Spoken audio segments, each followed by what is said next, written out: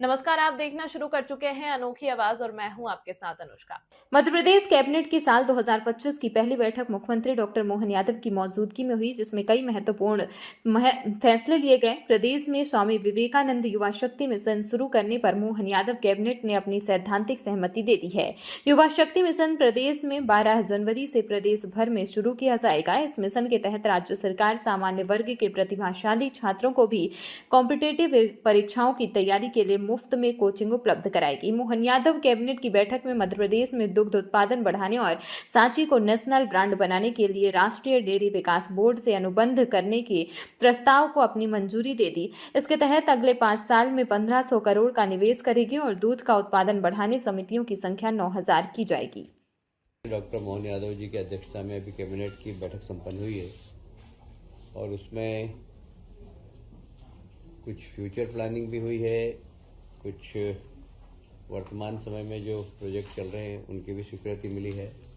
और सबसे बड़ी बात है, जो 16वां फाइनेंस कमीशन आ रहा है, 16th फाइनेंस कमीशन, आप सभी जानते हैं कि 5 साल के लिए राज्य सरकार को कितना फाइनेंशियल सपोर्ट केंद्र से मिले। हर राज्य चाहता है कि हमको ज़्यादा से ज़्यादा मिले, तो हम अपनी तैयारी कर रहे हैं। माननीय मुख्यमंत्री जी ने निर्देश दिया सभी विभागों को कि वे अपने अपने विभाग में किस प्रकार 5 साल की प्लानिंग करके और हम 16वें वित्त आयोग के सामने अपनी बात रख सकें और ज़्यादा से ज़्यादा पैसा केंद्र सरकार से राज्यों को मिल सके। अरविंद पनगड़िया इसके अध्यक्ष है, देश के माने माने अर्थशास्त्री, वो इसकी अध्यक्षता करेंगे। वो यहाँ पर आ रहे हैं।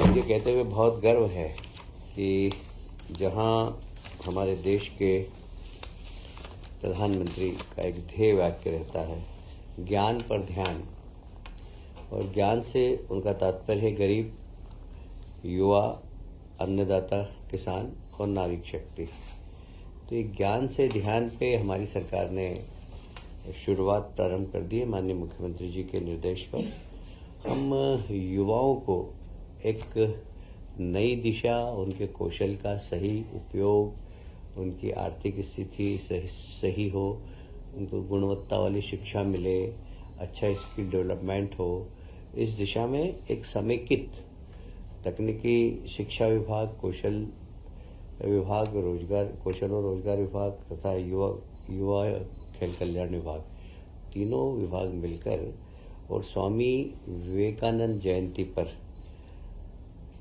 स्वामी विवेकानंद युवा शक्ति मिशन प्रारंभ करने वाले हैं।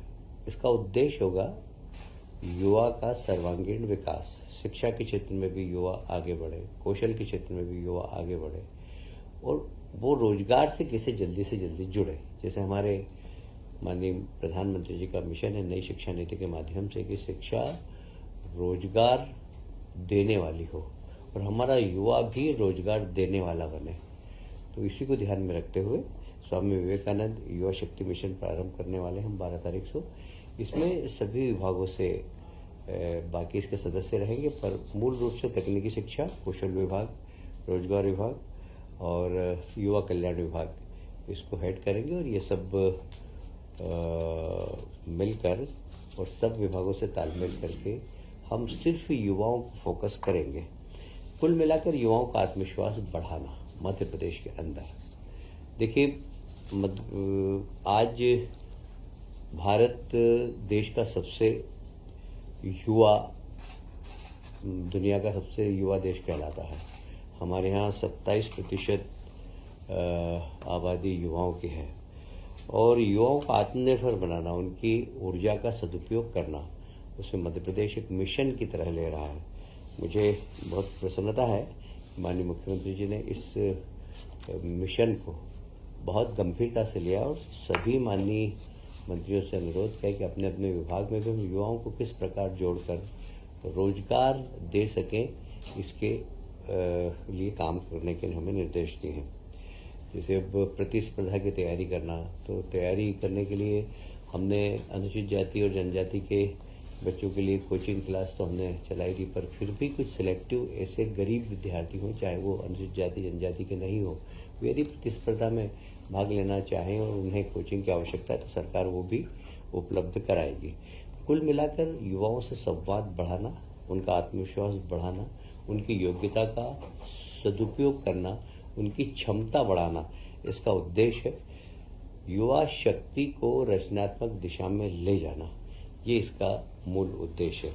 मैं समझता हूँ कि हम इस मिशन के लिए सरकार बिल्कुल जहाँ वित्त की व्यवस्था करना होगी वो वित्त की व्यवस्था भी हम करेंगे।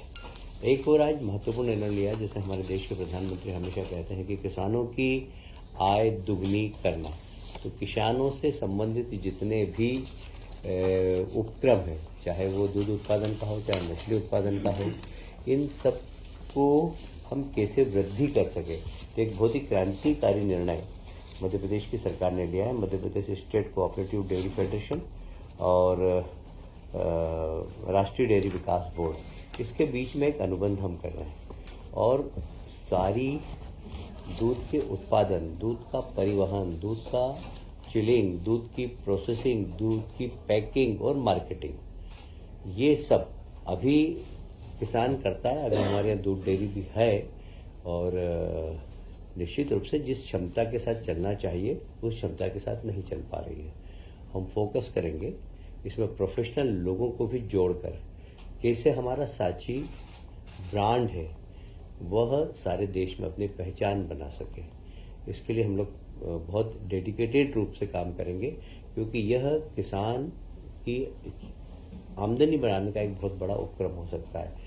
साथ ही युवा लोगों को रोजगार सृजन करने का भी एक बहुत बड़ा अवसर हो सकता है। तो इसमें हम कलेक्शन सेंटर की क्षमता बढ़ाएंगे, कलेक्शन सेंटर की संख्या बढ़ाएंगे, जो पशुधन है वो ठीक नस्ल के किसान खरीदे। किसान को खरीदने के लिए कोऑपरेटिव सेक्टर के माध्यम से हम लोन दिलवाएंगे। प्रत्येक गांव के अंदर हमारे केंद्रीय सहकारिता मंत्री ने कहा है कि हर गांव के अंदर एक सहकारी समिति होना चाहिए।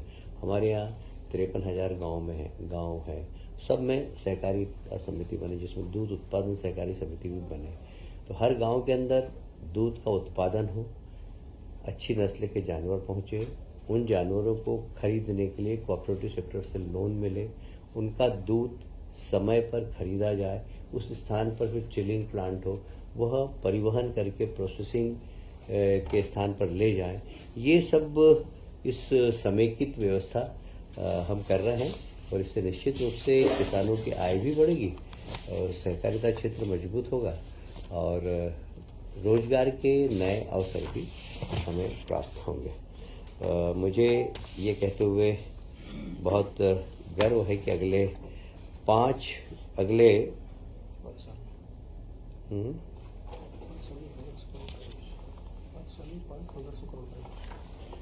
इसका जो प्लानिंग है हमने किया है कि लगभग 5 साल के अंदर 1500 करोड़ का इन्वेस्टमेंट हम करें।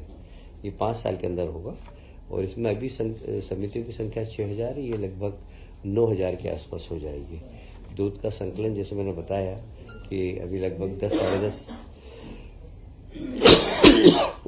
लाख है, इसको हम लगभग 20 लाख करेंगे। कुल वार्षिक आय 1700 करोड़ से बढ़कर 3500 करोड़ की हो जाएगी और सांची ब्रांड को हम एक महत्वपूर्ण ब्रांड बनाएंगे। कचरे के लिए सर किस तरह तैयार करेंगे जी? कचरे के लिए पूरी जनता को किस? अब हमने माननीय न्यायालय ने हमें 6 हफ्ते का समय दिया है, जिसमें हम जनप्रतिनिधियों से भी चर्चा करेंगे, सामाजिक संगठनों से भी चर्चा करेंगे और इसमें जितने भी बुद्धिजीवी हैं, कुछ लोग गलतफहमी में हैं, उनकी गलतफहमी दूर करेंगे।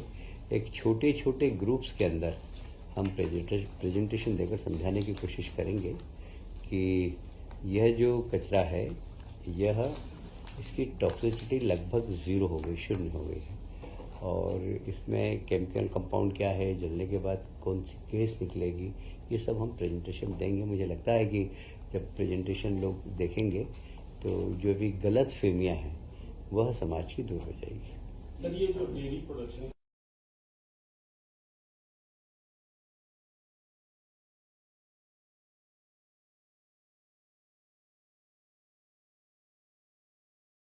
समेकित प्लान है बिल्कुल। गोबर का कलेक्शन, गोबर से खाद बनाना, फिर उसके बाद ऑर्गेनिक फार्मिंग को प्रमोट करना, ऑर्गेनिक उत्पादन को प्रमोट करना, ये सब इससे जुड़ा हुआ है पूरा। क्या किसानों से गोबर भी खरीदा जाएगा? सब कुछ ऐसा प्लान है? अभी खरीदना तो नहीं, पर उसकी खाद कैसे बनाना है इसके लिए हम किसानों को प्रशिक्षित करेंगे और उनसे कहेंगे कि आप ऑर्गेनिक फार्मिंग करें और ऑर्गेनिक उत्पादन को ठीक मार्केट मिले, इसके लिए सरकार जरूर चिंतन करेगी।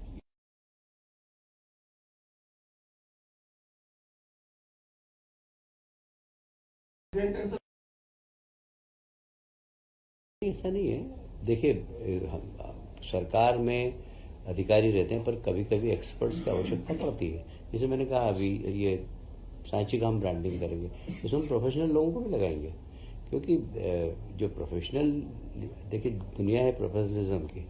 आप अच्छा काम करते हैं पर आप बहुत अच्छा काम करने के लिए उस क्षेत्र में भी अच्छे लोगों को लाएंगे तो बहुत अच्छा काम हो जाए। काम तो हो ही जाता है, काम रुकता नहीं है, पर हमको उत्कृष्ट काम करना है तो उत्कृष्ट लोगों को चयन करके और लगाना पड़ता है।